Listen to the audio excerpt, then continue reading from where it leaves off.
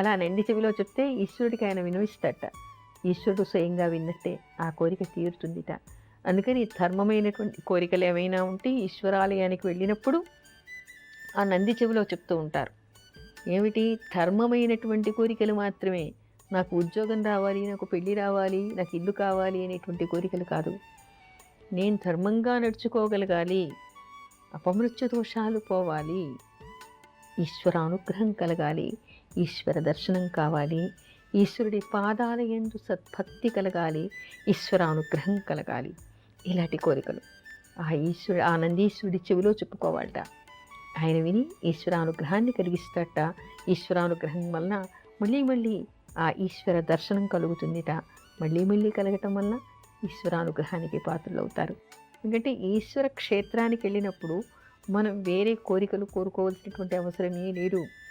మనని పుట్టించినటువంటి తండ్రి, ఆ తండ్రికి మనకి ఏం కావాలో ఆయనకి తెలుసు.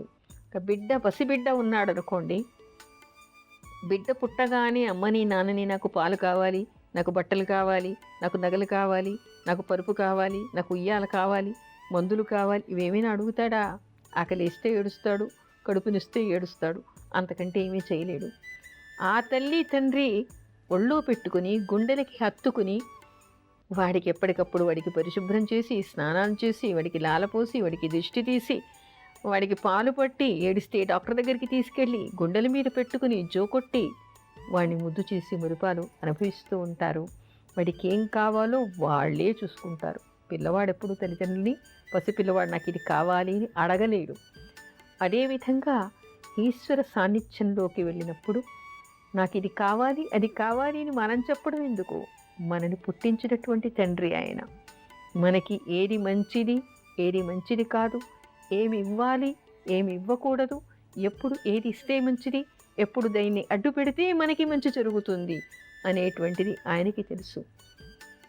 అందుకని ఈశ్వరుడి దగ్గరికి వెళ్ళినప్పుడు నీ పాదాలయందు సద్భక్తి కావాలి, నీ అనుగ్రహం కావాలి అని మాత్రమే కోరుకుంటూ ఉండాలి. అప్పుడు మనకి ఏది మంచిది, ఏది చెయ్యాలి అని ఆయన చేస్తూ ఉంటాడు. మనకి అల్పాయుష్ ఉందనుకోండి, అసలు ఈశ్వరుడి దగ్గరికి పోతే మనకి ఉండేటువంటి అపమృత్యు దోషాలన్నీ పోతాయి. ఈశ్వరుడి దగ్గరికి వెళ్ళామనుకోండి మనకి దరిద్రం పోతుంది. ఈశ్వరుడి దగ్గరికి వెళ్ళామనుకోండి మనకి విజ్ఞానం కలుగుతుంది, విద్య వస్తుంది, జ్ఞానదీపం మనకి వెలుగుతుంది. ఈశ్వర దర్శనం అయితేనే సకల అరిష్టాలు పోతాయి. అవి అని మనం ప్రత్యేకంగా ఈశ్వరుడికి విన్నవించుకోవాల్సినటువంటి అవసరం ఏమీ లేదు. ఈశ్వరుణ్ణి చూస్తే చాలు, నిన్ను నేను ఆశ్రయించాను అంటే చాలు, అన్ని కోరికలు ఆయన తీర్చేస్తాడు. అందుకని నంది దగ్గరికి వెళ్ళినప్పుడు ధర్మమైనటువంటి కోరికలు, ఈశ్వరానుగ్రహం కలగాలి, మళ్ళీ మళ్ళీ ఈశ్వర దర్శనం కావాలి అనేటువంటి కోరిక నంది చెవిలో చెప్తూ ఉండాలి. మళ్ళీ మళ్ళీ ఈశ్వర దర్శనం కలిగేటువంటి అవకాశం ఏర్పడుతుంది.